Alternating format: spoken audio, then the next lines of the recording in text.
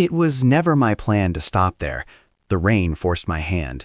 The driver didn't even look at me when I paid him, just pointed at the building and whispered, "Don't ask for room 666. I laughed it off. I wish I hadn't. The lobby smelled like dust and old memories.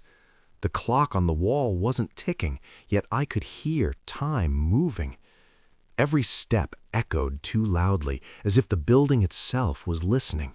The receptionist looked at me like he already knew my name. His fingers trembled as he flipped the ledger. "All rooms are occupied," he said softly, then paused. "Except one." I didn't need to ask which room it was. The key felt warm in my hand. Too warm. When he placed it on the desk, the lamp flickered, just once.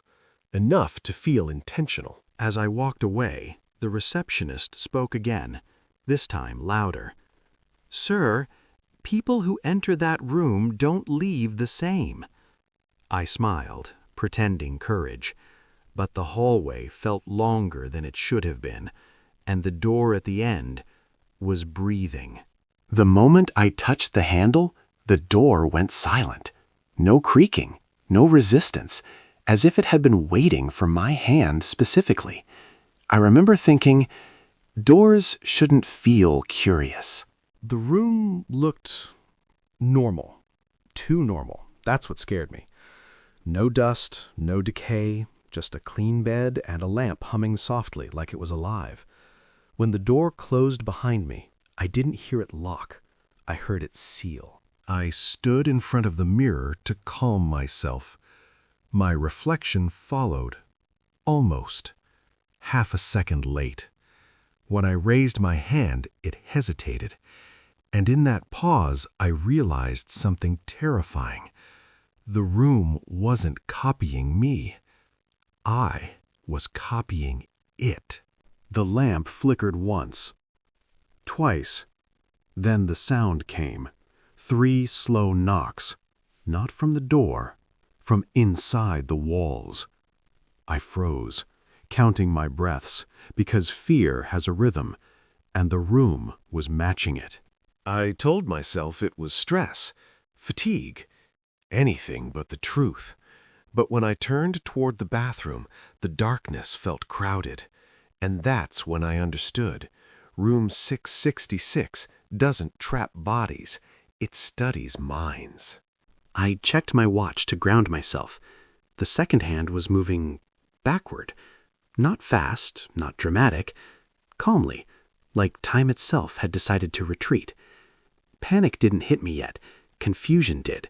And confusion is where the room does its best work. The walls shimmered, and suddenly I wasn't seeing wallpaper anymore. I saw my childhood hallway. The same cracked paint, the same silence before arguments. I never told anyone about that place, yet the room remembered it perfectly. Then I heard her voice, calm, familiar, the kind that lowers your guard.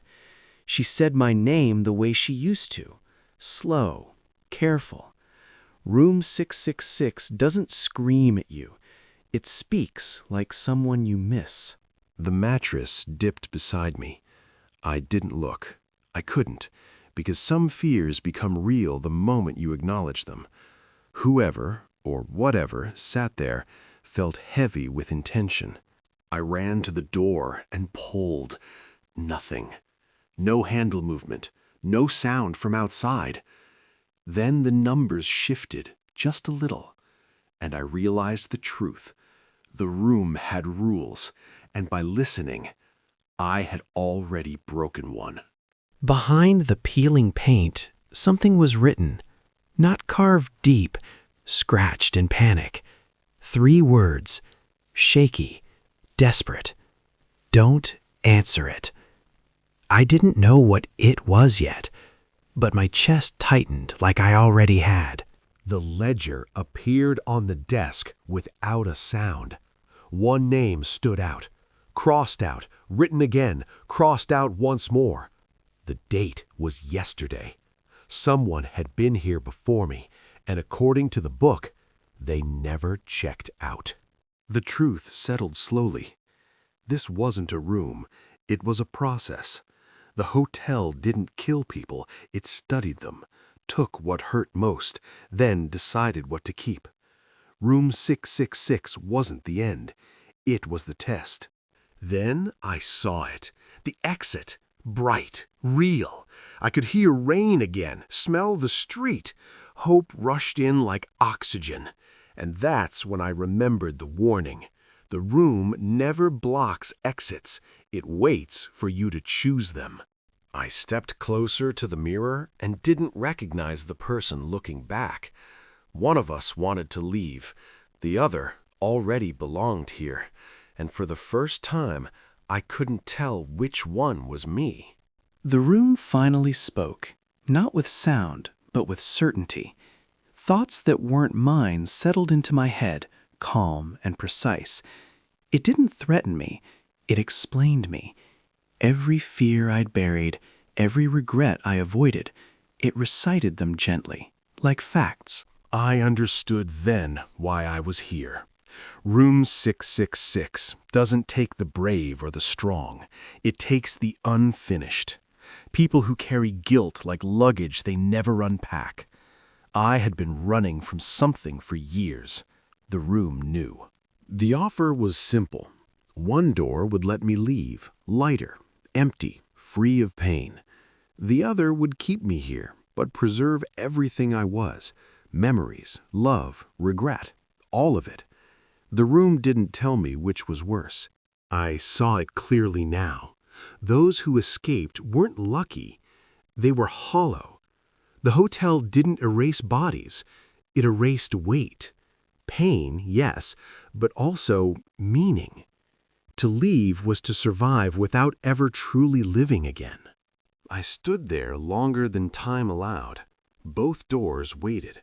One promised relief. The other promised truth. And I realized something terrifying. The room didn't care what I chose. It only cared that I chose honestly. I didn't rush. Rushing would have been a lie. I took one careful step forward, feeling the room hold its breath with me. The moment my foot crossed the line, the air changed, heavier, quieter, like I had just agreed to be seen completely. Nothing was taken from me. That was the trick. Every memory stayed, every mistake, every moment I wished I could forget. The room wasn't cruel, it was honest, and honesty, I learned, is heavier than fear.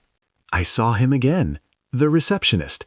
Only this time, I recognized the posture, the eyes, the silence. He wasn't a guard, he was a result. Someone who chose truth and stayed long enough to welcome the next unfinished soul. Hotel Astoria doesn't hunt, it waits. Travelers arrive when they're ready, even if they don't know it yet. Room 666 opens only when someone has nowhere else left to run. I placed the key back on the desk every night. It never cooled. Somewhere, someone would need it. And when they arrived, tired and pretending not to be afraid, I would look up and already know their name. It was past midnight when the taxi stopped outside the hotel. I watched from behind the desk as the stranger hesitated, just like I once did. Rain has a way of pushing people toward decisions they weren't ready to make. He asked the same questions, about vacancies, about the rain, about how long I'd worked here. I answered the same way my predecessor had. Truth, carefully folded to sound harmless. When I handed him the key, my fingers shook. I told him what I was told once, that people who enter that room don't leave the same. Some mornings are traditions, others are confessions. I watched him walk down the corridor until the shadows swallowed him. Every step he took echoed inside me. You don't forget the sound of becoming someone else.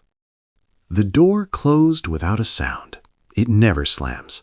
Room 666 doesn't need force. By the time someone reaches it, they've already agreed to listen. Waiting is the hardest part. Not because of boredom, but because you remember everything you once hoped would end quickly. The hotel gives you time. Too much of it. The pen moved on its own. A new name formed beside today's date. I didn't read it aloud. Saying it makes it real in a way the room doesn't require. There is no checkout desk here, no bell to ring. People either leave lighter than they arrived, or they stay long enough to understand why they couldn't. Sometimes I wonder which version of me walked in that night, the man who wanted relief or the one who wanted truth. The room decided I was honest enough to stay. If you ever find yourself stranded in the rain, looking for a place to sleep, and someone offers you room 666, listen carefully to what you're hoping to forget, because the room already knows, and it never forgets.